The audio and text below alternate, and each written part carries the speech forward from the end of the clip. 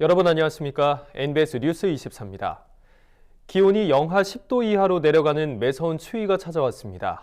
겨우내 포근한 날씨로 농작물이 추위에 매우 취약해진 상태여서 농작물 관리에 비상이 걸렸습니다. 농촌 지도기관은 농작물 언피해를 최소화하기 위한 철저한 작물 관리를 농가에 당부했습니다. 손현진 기자가 보도합니다. 입춘 직후인 5일부터 영하의 강추위가 예고돼 농작물 피해 위험이 크게 높아졌습니다. 기상청에 따르면 5일과 6일 아침 최저기온이 영하 10도 이하로 내려가고 낮에도 기온이 영하권에 머무는 등 강한 추위가 예상됩니다. 올겨울은 유난히 포근한 날씨로 월동작물이 휴면기 없이 성장을 계속한 만큼 언피해와 저온피해에 매우 취약한 상황입니다. 농촌진흥청은 올겨울 열흘 이상 생육이 빨라진 월동작물과 과수 등은 보온에 각별히 주의할 것을 당부했습니다. 무엇보다 맹류를 비롯한 월동작물과 과수에 맞춤형 대비를 통한 세심한 관리가 요구됩니다. 따뜻한 겨울이어서 갑작스러운 한파가 왔을 때는 대비하기가 쉽지 않습니다. 마이너스 10도 이하로 다 떨어지는 지역들이 있다고 하니 노지 작물이라든지 시설 작물의 저온 피해가 우려됩니다. 농가에서는 저온 피해를 받지 않도록 작목별로 재배 관리를 철저히 해주시는데 우선 보리와 밀 등 맹류는 롤러 등으로 눌러 서리빨 피해를 막고 물이 잘 빠지도록 배수로를 정비해 습해를 막아줘야 합니다. 이 방법으로 쓰러진 피해와 웃자람을 줄일 수 있고 수량도 3에서 4% 높아지는 효과를 볼 수 있습니다. 또 웃자란 양파와 마늘은 열매가 커지지 않고 줄기만 커지게 돼 열매 수량이 줄어드는 피해를 보게 됩니다. 피해를 줄이려면 월동용 부직포를 평년보다 빨리 제거하고 생육 도중에 투입하는 질소 비료량은 줄여줘야 합니다. 그러니까 식물체 안에 탄소 함량하고 질소 함량 비율이 CN율이거든요. 웃자란다는 얘기는 식물체 안에 N이 많다는 얘기거든요. 질소가 많은 상태에서 또 많이 주면은 더 웃자라게 되니까 줄이되 질소질 비료를 줄이라는 거죠. 인삼은 울타리와 방풍망을 설치해 찬바람이 인삼에 직접 닿지 않도록 해야 합니다. 사과와 배, 복숭아 등 과수가 얻는 피해를 막기 위해서는 땅에 접하는 밑동 부분을 보온 자재로 감싸 온도가 내려가는 걸 막아야 합니다. 나무 원줄기에 하얀색 수성 페인트를 발라주는 방법도 효과가 있습니다. 과수는 언피해에 대비해 전정 시기를 늦추고 해충이 많아지는 해빙기에는 방제도 철저히 해야 합니다. MBS 뉴스 손현진입니다. 신종 코로나 바이러스 감염증 사태가 좀처럼 수그러들지 않고 있습니다. 신종 코로나 바이러스 감염증 확진자가 계속해서 늘자 정부는 중국으로부터의 감염병 유입과 지역 내 2차 전파 확산 차단을 위해 방역 대응 지침을 대폭 보강했습니다. 또 마스크 등 위생물품 공급을 확대하는 등 범정부 차원에서 전방위 총력 대응에 나서고 있습니다. 이유리 기자입니다. 신종 코로나 바이러스 감염증 확진자가 늘면서 사태 장기화를 막기 위해 정부가 다방면으로 대응책을 마련하고 있습니다. 먼저 중국을 방문하고 돌아온 집단 다중이용시설 종사자는 입국 후 2주간 한시적으로 업무에서 배제하도록 권고했습니다. 그동안 후베이성으로 국한했던 대상 지역도 중국 전 지역으로 확대했습니다. 방역당국은 업무에서 배제된 직원의 경우 타인과 만나거나 거주지 밖으로 외출하는 것을 가급적 자제하고 발열이나 호흡기 증상이 있는지 스스로 관찰해달라고 당부했습니다. 이와 함께 정부는 자가격리 대상자의 생활비도 지원하기로 했습니다. 자영업자나 무직자, 저소득층의 경우 생활비를 지원하고 직장이 있는 경우 휴업수당 등을 지급한다는 방침입니다. 확진 환자의 모든 접촉자를 14일간 자가격리 시키기로 결정한 데 따른 조치입니다. 밀접 접촉자와 일상 접촉자를 구분하던 종래의 접촉자 구분을 폐지하고 일괄 접촉자로 구분한 뒤 모두 자가격리 조치를 하도록 하겠습니다. 이에 따라 확진 환자와 유증상기에 2m 이내의 접촉이 이루어진 사람, 확진 환자와 폐쇄 공간에서 마스크를 쓰지 않고 기침을 한 경우 그 같은 공간에 있었던 사람 등은 역학조사관의 판단에 따라서 접촉자로 분류가 되게 됩니다. 아울러 자가격리 대상 직원을 휴업 처리하더라도 손실이 없도록 고용주에게 비용을 보상하는 방식과 1인 사업장에 대해서도 이를 적용하는 방식을 논의 중이라고 덧붙였습니다.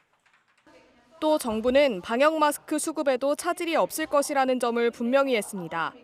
일각에서 마스크 부족에 대한 우려가 나오고 있는 것에 대해 질병관리본부는 약 170만 개 정도의 마스크를 비축하고 있다는 설명과 함께 의료진이 주로 쓰는 종류인 N95 마스크를 각 시도와 선별진료소 등에 부족함 없이 제공하겠다고 밝혔습니다.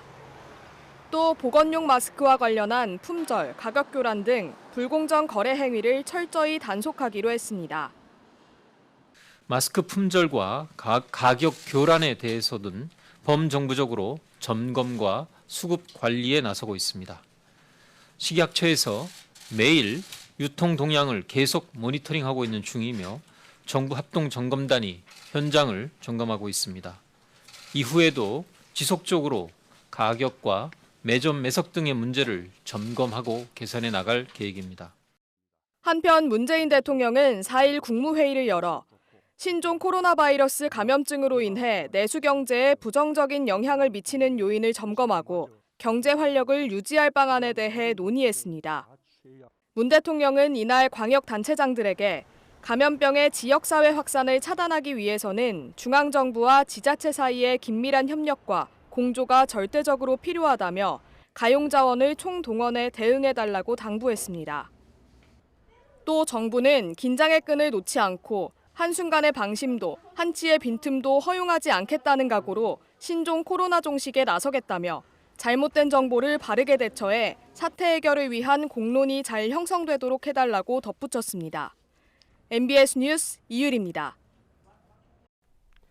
이성희 농협중앙회장이 취임식을 대신해 농촌 일손 돕기를 하며 본격적인 행보를 시작했습니다.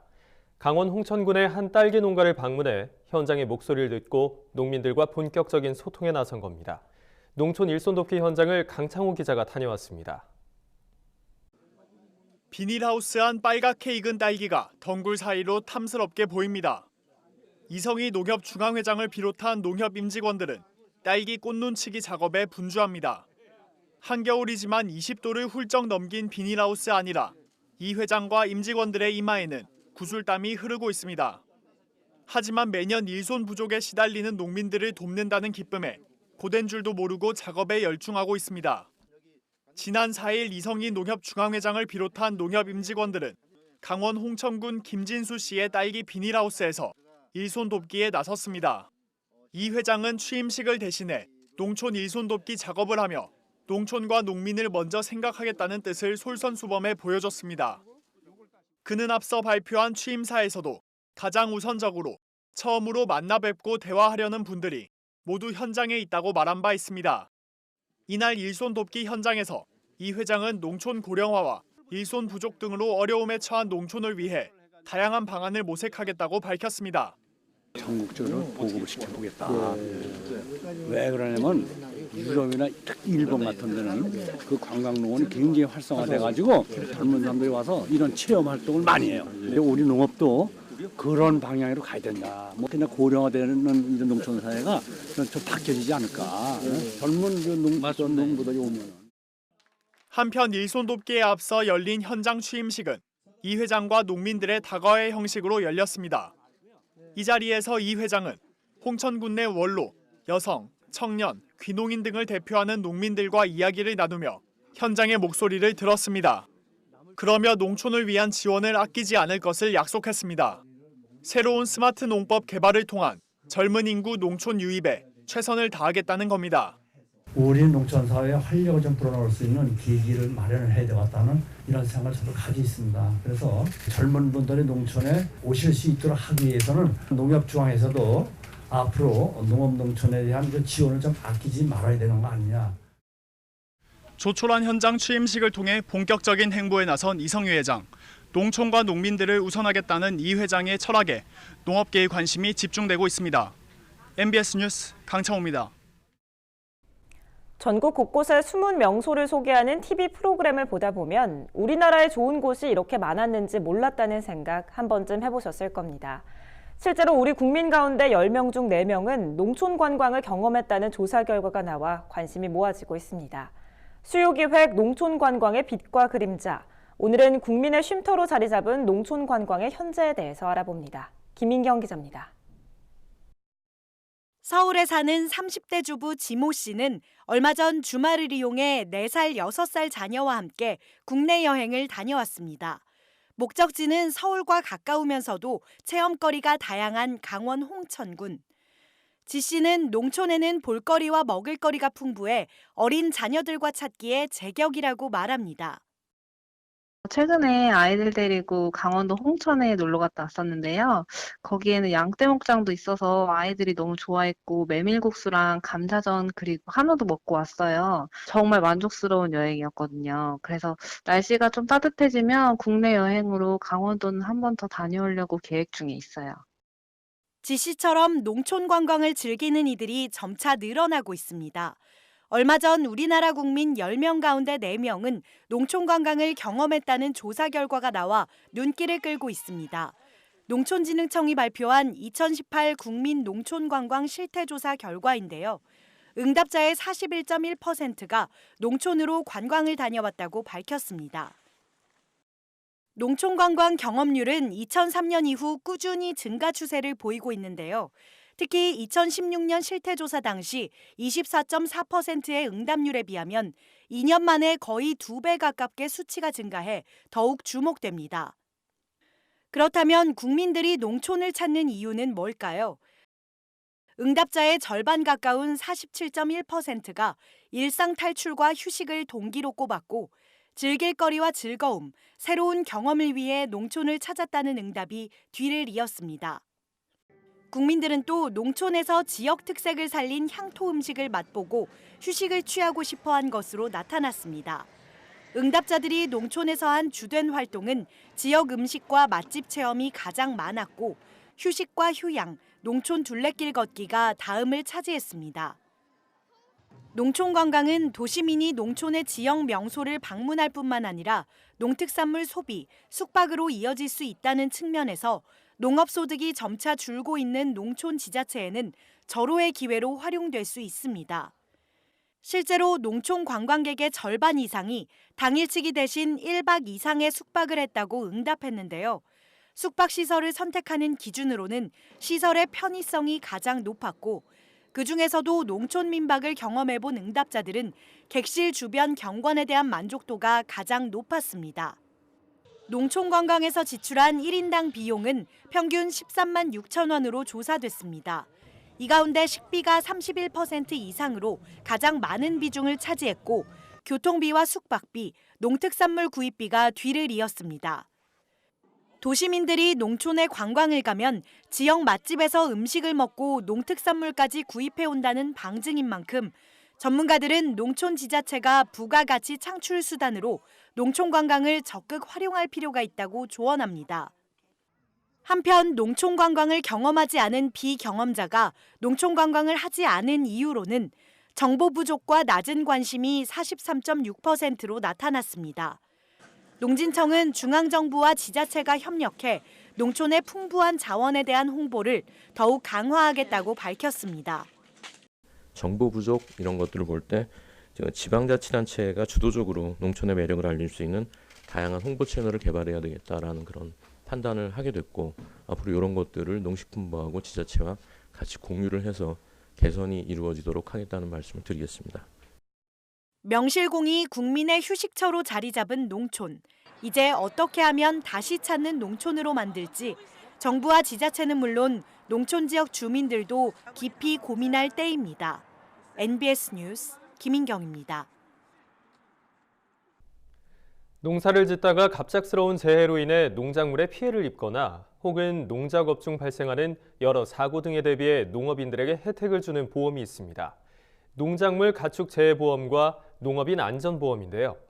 지난해 이들 보험 가입자가 늘어남에 따라 정부는 올해부터 이에 대한 지원을 강화하기로 했습니다. 농업인들에게 더 많은 혜택이 가도록 하겠다는 건데 새로 바뀌는 농업정책보험 지원 내용을 남수지 기자가 정리했습니다. 지난해 농작물 재해보험 가입률은 전년도 대비 5.8%포인트 증가한 38.9%를 기록했습니다. 빈발하는 재해 피해로 인해 보험 가입 인식이 높아졌기 때문입니다.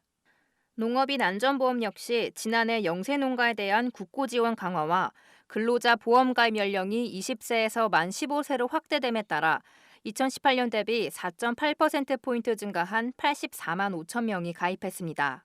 이에 따라 농림축산식품부는 올해 이들 보험 사업을 안정화시키기 위해 제도를 개선하고 국고 지원을 한층 더 강화하기로 했습니다. 먼저 올해부터 호두, 팥, 시금치, 보리, 살구 등 5개 작물이 농작물 재해보험에 가입할 수 있게 되면서 농작물 재해보험 대상 품목이 기존 62개에서 67개로 확대됩니다. 3년차 이상의 시범사업 가운데 안정적인 사업 운영이 가능한 밀과 시설 쑥갓은 본사업으로 전환됐습니다. 사과, 배, 단감, 떫은감은 피해 보상 기준이 달라졌습니다. 열매를 속기 전 발생한 재해에 대한 보상 수준이 종전 80%에서 50%로 낮아졌습니다. 과도한 열매 속기를 막기 위해서입니다. 일소 피해의 경우 기존에는 폭염주의보나 폭염경보 등 폭염특보가 발령되기만 해도 피해를 인정했지만 올해부터는 폭염특보가 발령된 데 더해 실제 관측 온도가 2일 이상 33도 이상인 경우에만 피해로 인정합니다. 또 사고 피해로 인한 과실 감소량이 6% 이하면 보험금 지급 대상에서 제외하기로 했습니다. 가축 재해보험은 돼지 질병특약의 자기부담 방식이 달라집니다. 기존엔 피해액의 20%와 250만 원 중 낮은 금액을 선택해 자부담했지만 앞으로는 피해액의 10에서 40%와 200만 원 중 높은 금액을 부담해야 합니다. 농가 책임을 강화해 축산농가 스스로 손해율을 낮추도록 하겠다는 겁니다. 축산농가에 대한 국고 지원 자격 기준도 분명해집니다. 기존엔 축산업 등록증만 있으면 됐지만 앞으로는 농업 경영체에 등록한 농가 중 등록증이 있는 농가만 국고 지원을 받을 수 있게 됐습니다. 축산 임차농이 보험에 가입할 땐 지금까지 축사 소유자의 등록증이 필요했지만 임차인 명의의 등록증만 있으면 가입할 수 있도록 절차를 개선했습니다. 농업인 안전보험에선 사망보험금 연장특약이 도입됩니다. 기존에는 보험 가입자가 보험기간 내에 사망한 경우에만 유족급여가 지급됐지만 앞으로는 보험기간 종료일로부터 한 달 이내에 사망한 경우에도 유족급여를 지급하기로 했습니다. 단 보험기간 내 발생한 사고 때문에 사망한 경우라야 합니다. 농기계 종합보험의 국고 지원 비율도 상향 조정됐습니다. 기초생활수급자 및 차상위 계층에 한해 70%까지 국고 지원을 받을 수 있습니다. 확대 배경에는 시범사업의 경우 안정적인 사업 운영이 가능하다고 판단된 밀과 시설 쑥갓을 본사업으로 전환하였고 또 재해 위험에 대한 농가 수요 및 품목의 규모 등을 고려하여 올해 신규로 5개 품목을 도입하였습니다. 앞으로는 지금까지 운영 중인 품목별 특성을 고려하여 보험 상품 및 제도를 개선하고 이를 통해 농작물 재해보험의 건전성을 제고하겠습니다.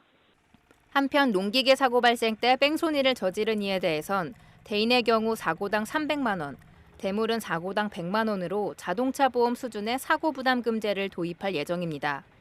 MBS 뉴스 남수지입니다. 다음은 간추린 뉴스입니다. 농림축산식품부가 농식품 벤처 육성 지원 사업 대상자를 오는 19일까지 공개 모집합니다. 모집 대상은 농식품 제조 가공 분야, 농식품과 기술을 융합한 농산업 연관 분야의 예비 창업자와 창업기업으로 예비 창업자 50인, 창업기업 120곳 등 모두 170곳 내외입니다. 선정된 사업자에게는 창업기업의 경우 연간 3천만 원, 예비 창업자의 경우 7,700만 원이 지원됩니다. 신청은 농식품 창업정보망 홈페이지 또는 우편을 통해 오는 19일 16시까지 제출하면 됩니다.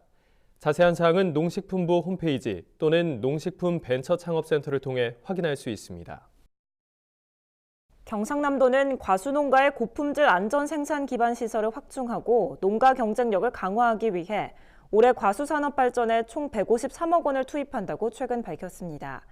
올해 과수 분야 FTA 기금 사업비는 전년 대비 27% 증액된 123억 원으로 과수시설 현대화 사업에 46억 원, 용수원 개발과 경장로 정비 사업에 77억 원 등이 지원됩니다.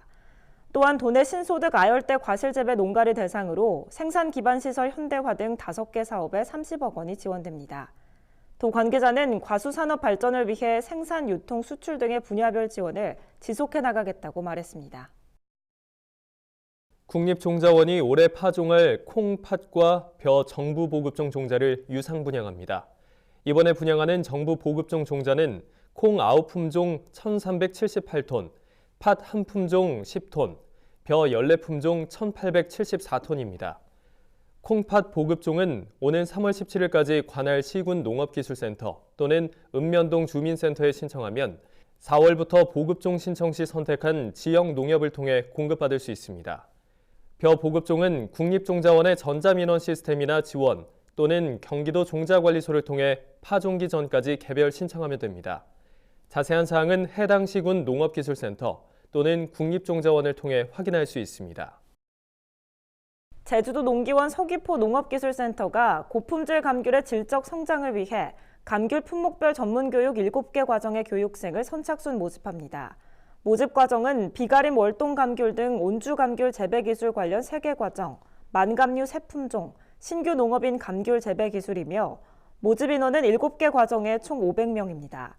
이번 교육은 주요 핵심 재배 기술을 중심으로 스마트팜 활용과 농약 안전 사용 기준 준수 등의 교육이 병행 실시됩니다. 희망자는 서귀포 농업기술센터 홈페이지 또는 전화나 방문을 통해 신청하면 됩니다. 도 농기원은 각 과정별 모집 인원 충족 시까지 선착순 마감할 예정입니다.